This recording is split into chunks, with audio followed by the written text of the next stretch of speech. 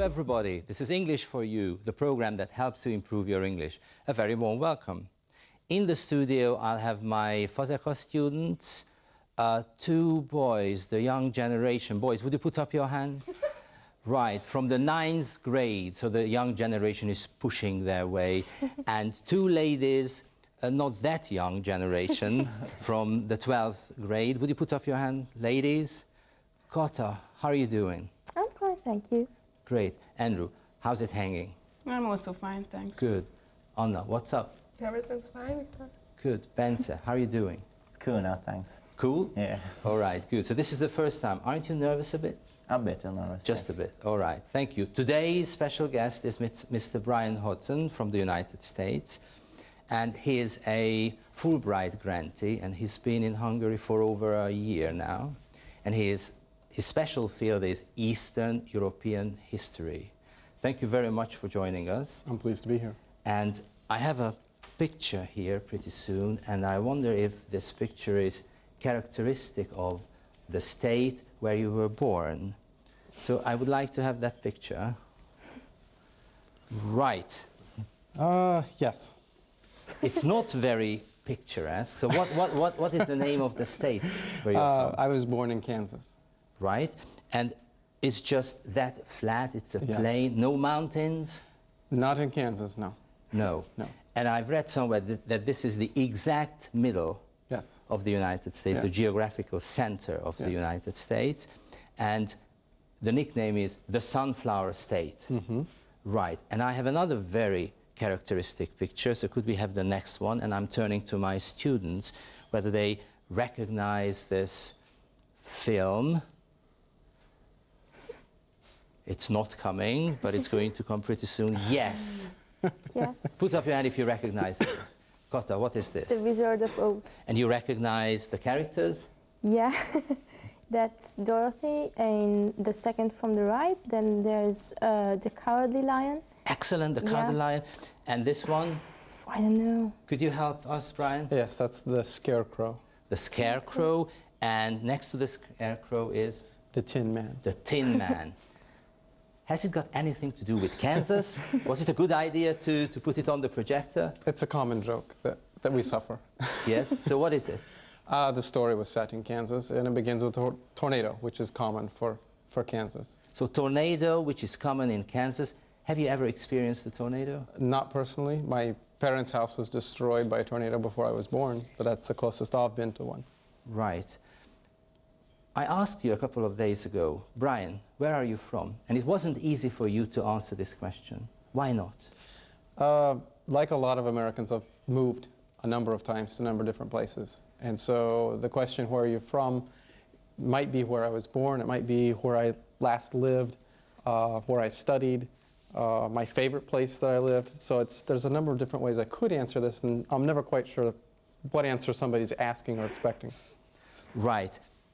I have Brian's transcript in the studio. Brian, what's a transcript? It's the record of your grades from usually, well, from high school or from university. It lists all the grades of all the courses you've taken. Right, so here, this is the transcript, and it's going to be on the projector soon, or it's right there. So this is the transcript. It said Brian Andrew Yes. Hodson, and it says Georgetown University, and it lists all the classes, the subjects, and the grades. Brian, would you help me read out just the classes? I can't read them off of this screen from here. This is let's look at my second semester at the university. I had macroeconomics, U.S. political systems, empire and independence in the modern world, which was a history class, map of the modern world, which is a geography class, and intensive basic Russian. Right, so you can see that a couple of subjects, and I would like you to look at the grades. We have a couple of letters here.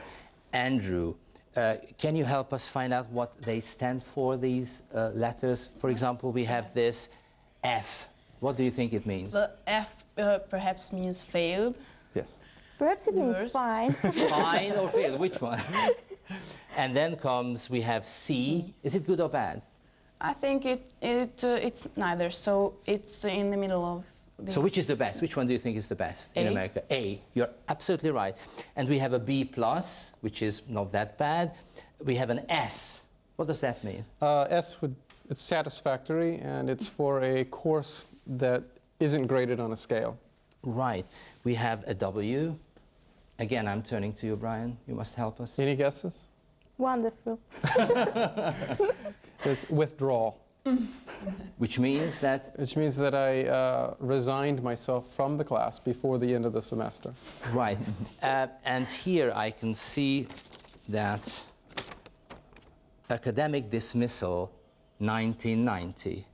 What does that mean? Which is very formal. So what does it mean in it means that I everyday was asked not to return. So this man was asked not to return. So what was the problem? I was not a good student, really. Just lazy? Partly that, yes. Instead of studying for my classes, I would go to the library and read about other things. Instead of doing my work, I would go to the library and read about other things. And I didn't pay attention to my classes. I slept in some of them. I did not do well in the exams. And even though they gave me opportunities to improve my record, I did not. And eventually they decided that maybe the university was not the right place for me. See, so I didn't invite you to humiliate you. So now we know that you are studying and working on your PhD. Yes. So you made up for that period of your life. Yeah. How bad is a bad transcript later on? It's something that will go with you wherever you go. At each subsequent school that I applied to, when I applied for a master's program, I had to give them a copy of this transcript. And when I applied to a PhD program, I also had to give them a copy of this transcript. So they could always see that the first years of my university education, I did very poorly. And hopefully now, I'm far enough along after the PhD that I won't have to show this to anybody ever again, except maybe my children, and when I'm angry with them, then and encouraging them to do well in school. Right. Okay, now, there's going to be a picture. There is a picture. And Kota, please, I would like you to talk about this picture, to describe it. Right, so we can see a battle in this picture, I guess, and it might be, I'm sure it's in the past, in far past times, and I don't know, there are people dressed in strange clothes like Turks, I don't know, perhaps, and I can see that it has a very, it wants to impress you, so it has a... It's very energetic, yeah. right? It might be painted in the Baroque period. yeah. Yeah, I believe a little later, if I know well, it was painted in 1825, so a little later. But you're absolutely right with the period. What does that picture mean to you, Brian? You recognize yes, this picture, first yes, of all? Yes, I do. This picture hangs in the National Gallery when you first come in the front door. It's in front of you. And I first saw this picture, more than 10 years ago. And it was one of the first things I saw when visiting Hungary. And it just captured me, this energetic scene, heroic moment. And it was of an event that I'd never heard of in the United States, but obviously of some kind of importance to Hungary. And pictures such as this and some of the other artwork and monuments around Hungary was one of the things that encouraged me to study Eastern European history. So this picture helped Brian to overcome that lazy period of yours, right? Is that true? Yes. Now, the title of the picture is Zrínyi's sortie. Now, a sortie is a short attack made by an enemy from the position of defense. I wonder if you can come up with the Hungarian word, Zrínyi's sortie. Kirohanás. Excellent. Say it again, please, Anna. Okay, good. Right. Now, as you know, Brian is studying history, and I've hidden a couple of word cards in your desk, so this is the time to show the word card. And basically, I wanted to show the different periods in history. What have you got, Kata? Modern. Would you say it again? Modern. Good. Andrew? Prehistoric. Yes. Anna? Medieval. Medieval. Medieval. Everybody, Okay. please. Medieval. Medieval. Ancient. Ancient. Everybody? Ancient. Good. Now, obviously, this is not the right order. So which one do you think comes first? Wow. Prehistoric. Say it again, Andrew. Prehistoric. You are first, then comes Ancient. ancient. Bence, would you hold it up? Ancient, great, then comes I'm in great trouble. And medieval. everybody again, no problem. Medieval. Medieval. Good, and Then comes modern. modern. Thank you very much, excellent. We're going to have the 4 word cards in chronological order on the projector, and the transition period lasts for a long time. Still, people like to link the transition to one historic event. Now this is where I would like you to help me. So what do you think the difference or the event between prehistoric and ancient? And again, ancient and medieval. Can you help us? Anybody? I have Yes, a guess. Kata? Perhaps the creation of the state might be a point where prehistoric turns to ancient. Like, can you come up with the name of a state? No. Athens, perhaps. Athens, so Greek or Egypt, Yeah. right? Anybody else for this? No? How about the transition between ancient and medieval? The collapse of Rome. And then would you say it again? The collapse of Rome. The collapse, the fall of Rome. Can you come up with a date? Yeah, surely. 476. 476. Before. Excellent. Off the top of her Very head. good. Fantastic, isn't it? How about medieval and modern? What do you think the transition is? Kata? Isn't it a too large jump between medieval and modern? I don't know. Well, by medieval we mean the end of the Renaissance or the beginning of the Renaissance, and then comes, I believe, modern. Yes. Brian, so what is prehistoric? Literally, prehistoric is everything before written culture.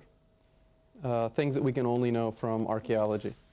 Right. How about ancient and medieval? And you have this correct. The boundary that they set between ancient and medieval is the fall of Rome, or roughly the 5th century. Right. And medieval and modern? As you mentioned, it's the Renaissance. And you're also correct that this gap is very wide. There's a period that's put between those two called early modern to cover this gap. And what if I say the discovery of America? Could that be? That would certainly be after the end of medieval, certainly mark the definite end. Right. And what if I say the English Civil War, 1642? Yes. It could be another very important That would turning be point. in the modern period already. Right. Okay. I asked my students to choose one area or a person or a battle that they would like to study because this period interested them somehow. So we're going to have the first picture here, and if you recognize that this is yours, would you put up your hand? This is mine. This is mine. So Kata, what are you going to This talk is the about? Cathedral of Shark, and I'm really interested in arts, more so in arts than in history. So I'm interested in this age because it has this Gothic style, which I really love because it's very interesting that religious belief has created such things like this cathedral and those little houses. I love them, I really do. And have you ever been to this cathedral? I haven't. I have been to another cathedral which is not as famous but really as beautiful. Can you come up with the name? You Yeah, remember? it's the Cathedral of Strasbourg. And what else? Yeah, the way that people lived in that age, that's also interesting because we don't have as much written things about this. Right, thank you very much. It was really nice. Now the next picture, and if you recognize it, would you put up your hand, please? Right, it's coming. Right. So whose picture do you think it is? Well, I think it's mine. Don't say a word. Do you recognize this famous person? Does anybody recognize? Sure we do. Bente? Maybe it's Napoleon. Yes, Bonaparte, Napoleon. Why did you choose Napoleon? What interested me in history was Napoleon's war in Russia in 1812. Well, he suffered a great defeat from the Russians, and after 100 years, Hitler did the very same mistakes as he did before. So what you're interested in is mistakes in history. Yes, How can you especially. come up with the same mistake again and again and course. again? Right. Very, very interesting. Thank you very much. Now, another picture, and we have two more people left. I've chosen the pyramids in Giza. It's a very interesting age for me because they are 4,500 years old, and they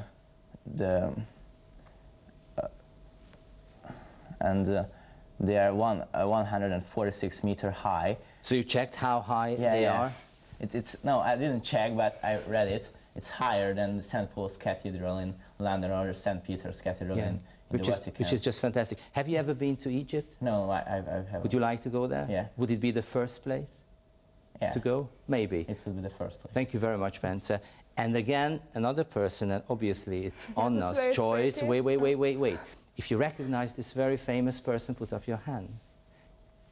You But do? when she told me so. Oh, yeah, so it's easy. It's easy. Okay, so Anna. Okay, so he's Joseph II. He was a Hungarian king and an Austrian emperor, so Habsburg emperor anyway.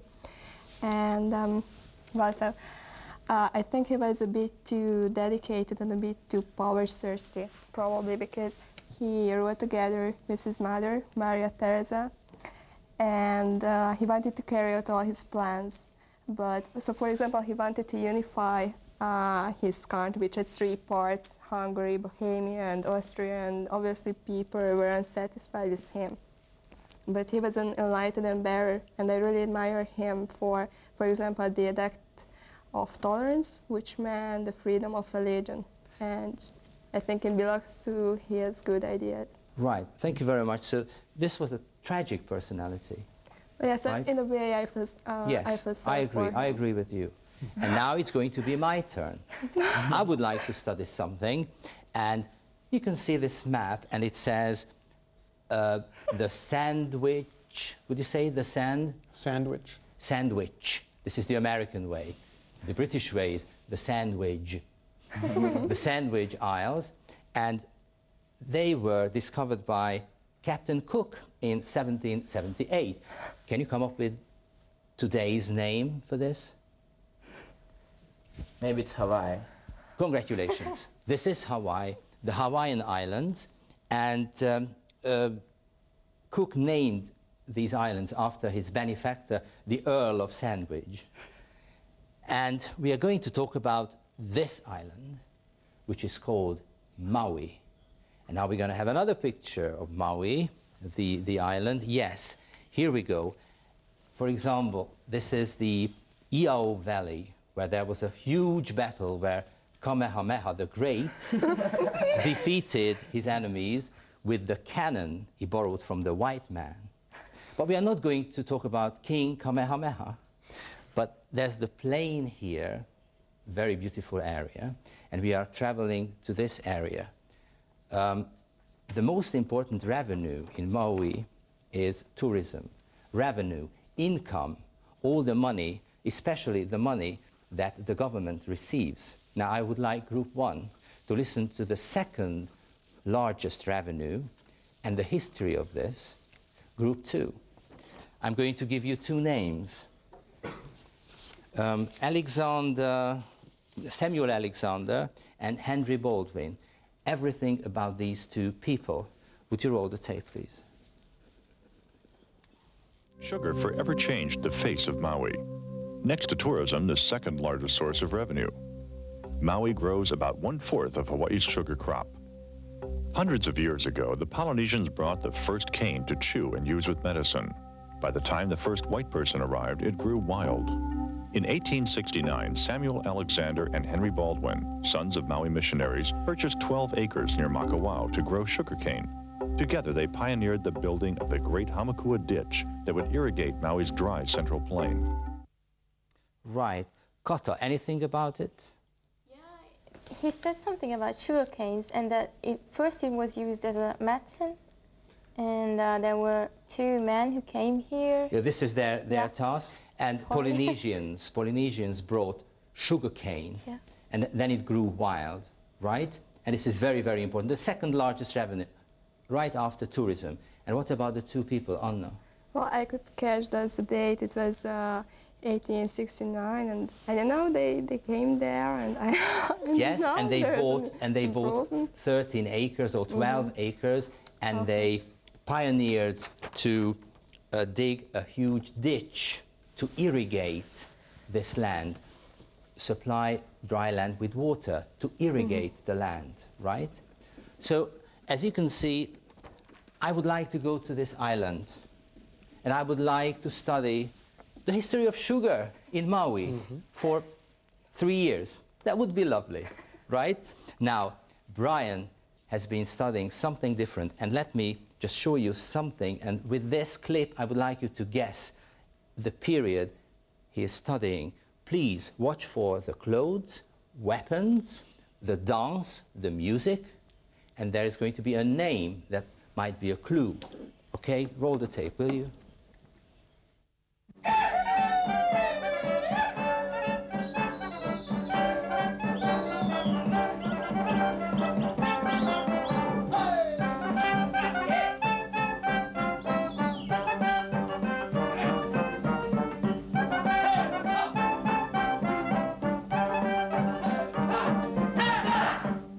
Szép volt legények, de most már eljárt az idő, indulni kell. Máté, ezekkel mi legyen? Ezt a 3-at elküldjük ajándékba Bottyán generálisnak. Jakab! No, Vállalod? régi szegény legény vagyok én. Sok marhát csempésztem át a határon. Right, so anybody can guess the period? Andrew, please. Yes, it was in the times when the Labans and the Kurds were fighting in Hungary. So, in the time of the Austrian monarchy. The Habsburg Empire. Right, excellent. Congratulations. How is Kurutz in English? In articles, we would just use the word kurutz because it's to us a foreign phrase. It translates as crusader. Right. How is Labans in English? This word we don't translate at all because even Hungarian historians don't really know for certain the origin of the word. Right, so English is a easy language. You can use kurutz, kurutzes, labantzes, right? Yes. So, right. Why exactly this period? Partly because of the artwork that I described a few minutes ago, and because I've found it to be an interesting period of transition for Hungary and for Central Europe from the end of really a feudal regime and feudal life to modern systems of authority, modern systems of government. Right, and we're going to have this, so the exact period is from the siege of Vienna to the pragmatic sanction. Ladies, you're going to have this final exam in history. It's looming up. Can you come up with the date? No. No. The definite answer is no. Anna? I'm sorry. What? Brian? 1683. 1683. And the pragmatic... Sorry, it was. It must have been earlier than 1740. Yes. But I don't know. Right, so 16, and then the pragmatic sanction? 1723. 1725. Okay. Now,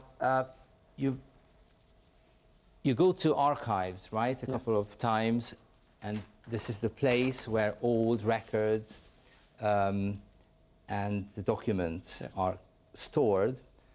And how many languages do you have to use? For this period, really 2, possibly 3. And the 2 most important are German and Latin.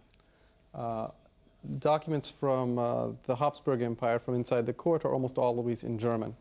And documents from the Hungarian authorities, from Hungarian counties, is usually in Latin. There is some correspondence that already is written in Hungarian, but mostly what I've been working with has been in German and Latin. Right. And you started learning Hungarian from this book? Yes. Right. This book was written in 1965. Was it the latest book you can get hold No, of? well, I found that in a used bookstore in the United States. Yeah, right. This is your lovely family. Just one sentence about this, about the kids, whether they speak Hungarian or not. Our son Nathan is 3 years old. He's going now to an avoda, but he's learning Slovak and Hungarian. And the other? And our daughter Victoria was born here. She maybe understands a little Hungarian. Right. Brian, thank you very much for coming, and take care of the kids. See you next time. Bye-bye.